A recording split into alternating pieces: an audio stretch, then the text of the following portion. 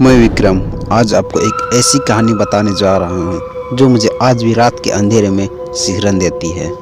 जो कुछ भी हुआ उसे आज भी मैं पूरी तरह से समझ नहीं पाया हूँ। मैं एक गांव में छुट्टियां मनाने गया था जहाँ से मैं कभी वापस नहीं लौटा। मेरे साथ जो घटना घटा वह केवल एक कहानी नहीं, एक सच्चाई है। यह कहानी उस गांव की है जहाँ मुझे अपनी ज़िंदगी की सबसे डरावनी प्रेम कहानी मिली। यह कहानी एक लड़की सिमरन की है और मेरी है, जो एक आत्मा बनकर मेरे साथ सजीव हो गई।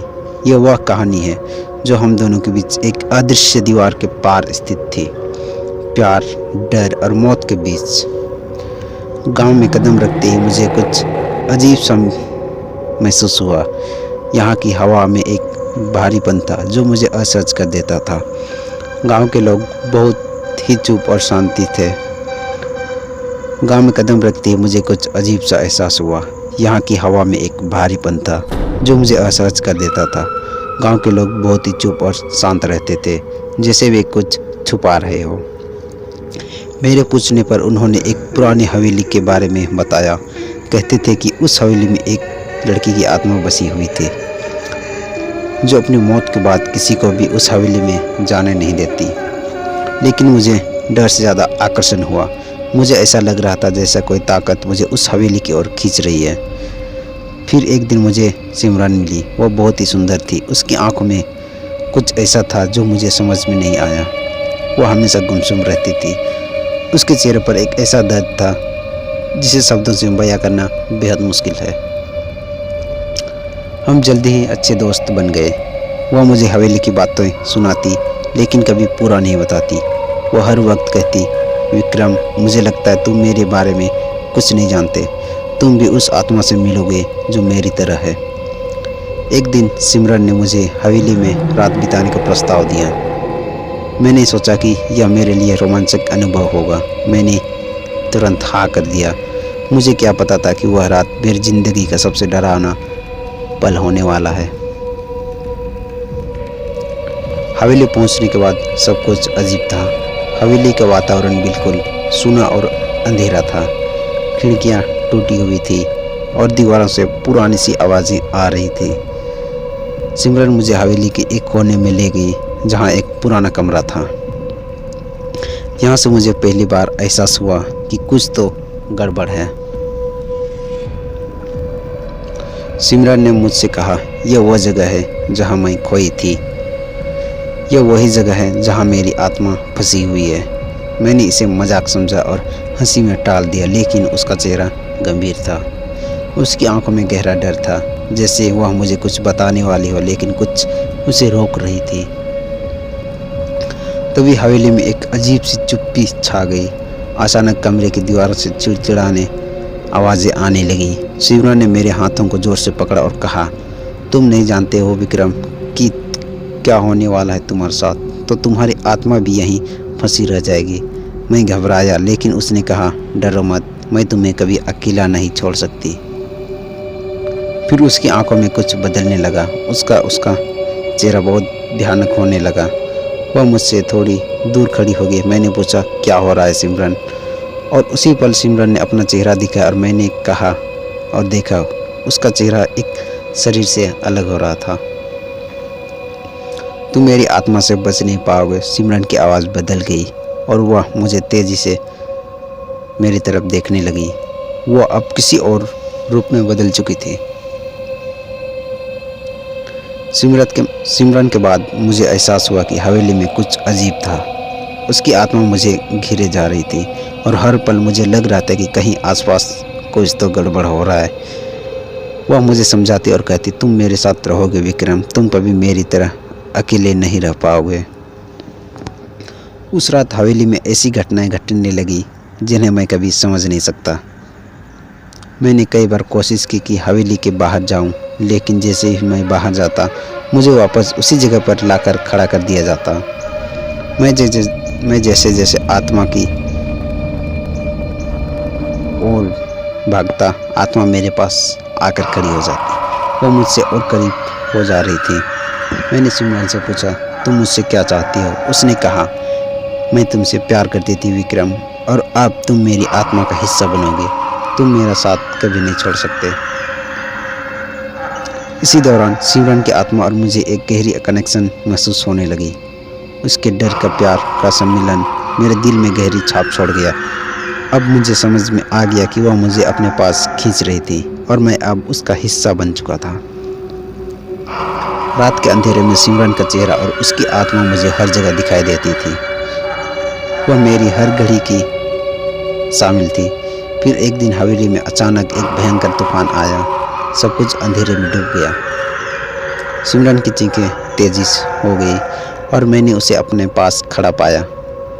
उसकी आंखों में अब नफरत और प्यार का मिला जुला भाव दिख रहा था।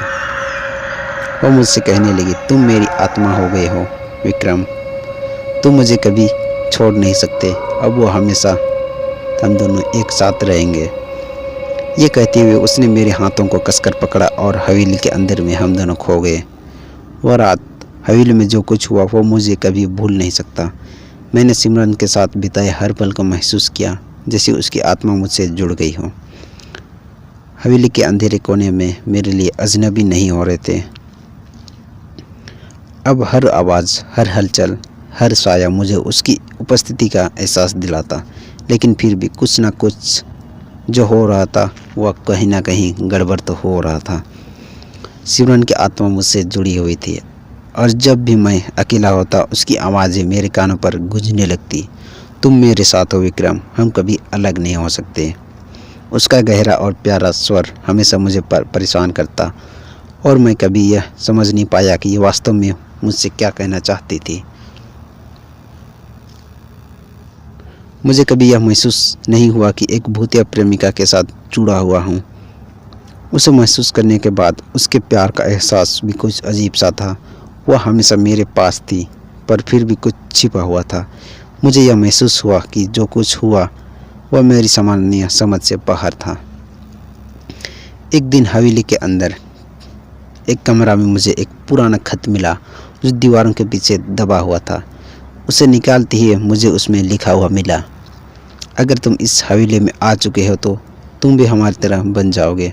अगर तुमने हमें छोड़ दिया तो तुम्हारी आत्मा हमारी होगी। हम तुम्हें अपनी ज़िंदगी के आखिरी सांस तक नहीं छोड़ेंगे।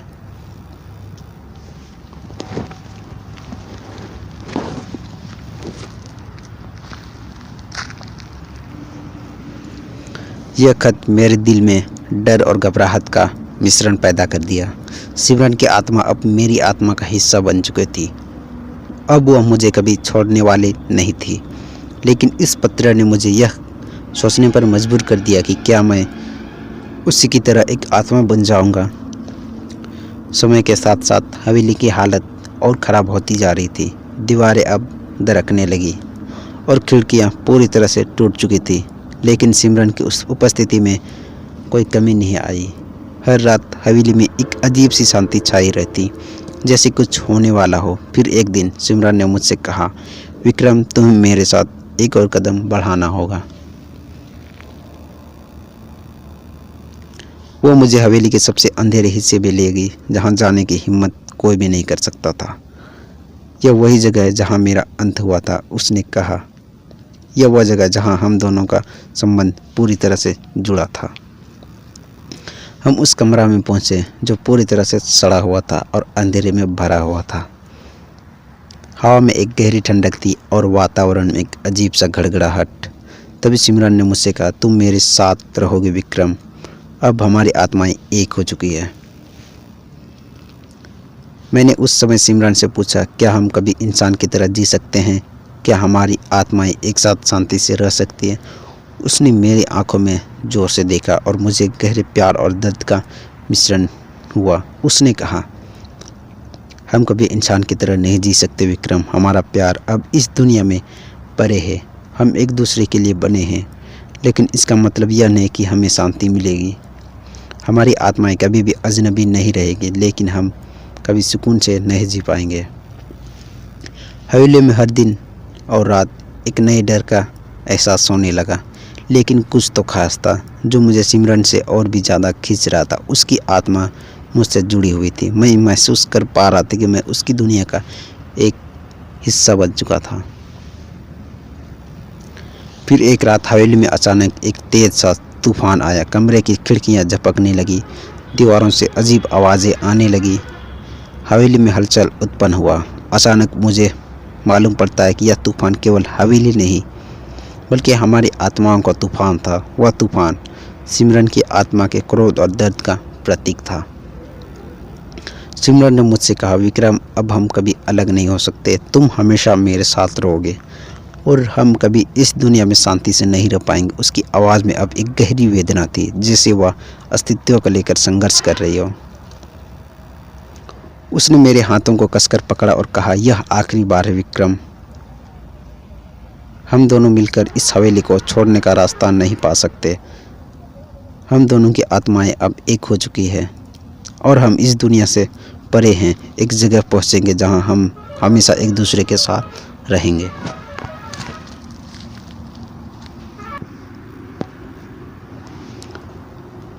मैंने उसे देखा। वह क्षण मेरी जिंदगी का सबसे अजीब और खौफनाक क्षण था।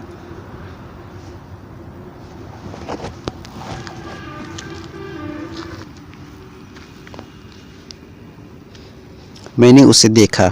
वह क्षण मेरी जिंदगी का सबसे अजीब और खौफनाक क्षण था। मेरे दिल में डर और प्यार का अद्भुत मिश्रण था। उस रात सिमरन और मेरी आत्माएं एक हो गई।